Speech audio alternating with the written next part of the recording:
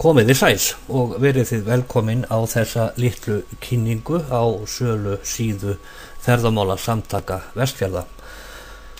Þessa síðu settum við upp í þeim tilgangi að endursölu aðilar göngukorta ferðamálasamtakana hefðu þægilega leið til þess að nálgast kortin og pantaðu. Nú við erum hérna á forsíðunni og þegar við komum að hana þá ítum við að þennan tengil hér, smellið hér til að skoða og panta göngukortin og þá komum við inn á síðu þar sem að listuð eru upp öll göngukort ferðamálasamtakana sem eru 7 talsins og ná yfir allan Vestfjarðakjálkan auk Dalasýslu. Nú ég ætla að versla bara öll 7 göngukortin í einu, ég ætla að hafa þau öll á lager hjá mér og þannig að ég set öll 7 göngukort í körfu. Þetta er eitt af hverju korti sem komið í körfuna, samtals 7 kort.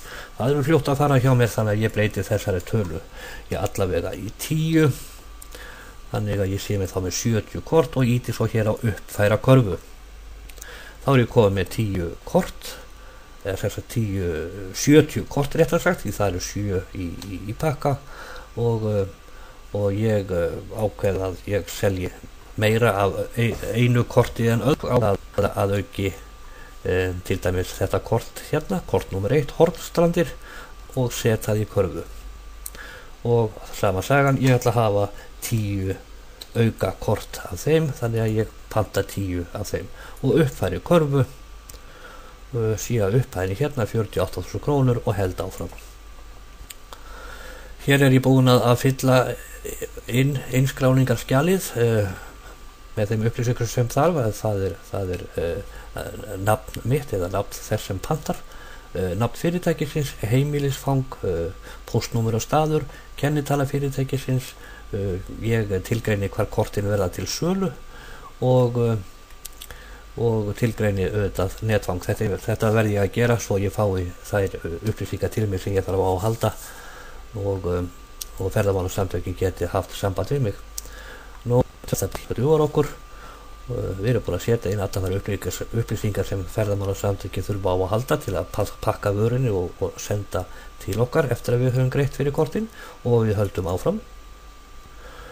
Og hér á þessari síðu sendingar og greiðsluleið þarf ég að velja greiðsluleið og sendingaleið og það er bara eitt að velja í hvorum flokki og ég haka við það. Það er millifærsla í banka eða netbanka og senda með pósti. Allar vörur eru sendar með pósti og eru síðan þarf viðtakandi að greiða fyrir sendingakostnað á sínu pósthúsi. Við höldum áfram. Hérna erum við komið að síðu sem heitir staðfesta pöntun og við sjáum þetta núna. Þetta eru sagt 10 af þessu sem að gera samtals 10 pakka, 70 kort og ég er sáttur við þetta og ég get sett skilaboð hérna til samtakana. Takk fyrir viðskiptin til dæmis eða kannski eitthvað góðlegar ábendingar eða raunar hvað sem er. Nú á þessum takka hér staðfesti ég þessa pöntun og hún fer til ferðamálasamtaka Vestfjarða. Íta á panta og pöntun er lokið. Núna fer pöntunin í ferli, eða hún fer í ferli leið og greiðsla fyrir pöntunni berst inn á bankareikning ferðamálasamtakana og þarna kemur fram bankanúmer og kennitala ferðamálasamtakana og það netfang sem að nauðsynlegt er að senda kvittun á í gegnum netbankan. Þetta er mjög mikilvægt að það sé gert að afgreiðslan tefjist ekki hjá samtökunum en ferðamálasamtökin eru ekki með starfsmann og líta ekki inn í netbankan á hverjum degi og þurfa á því að halda að fá svona tilkynningu og það er mjög einfalt í öllum kerfum bankana. Nú ef þú vilt frekar greiða með kreditkorti þá getur þú hringt í þetta númer sem er gefið upp hér 8976525 og gefið upp kreditkortanúmerið í gegnum síma.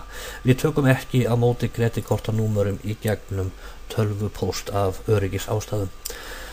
Nú, pöntun er lokið og þú getur byrjað að selja göngukortin. Já, ganga okkur bara vel í sumar. Takk fyrir kærlega.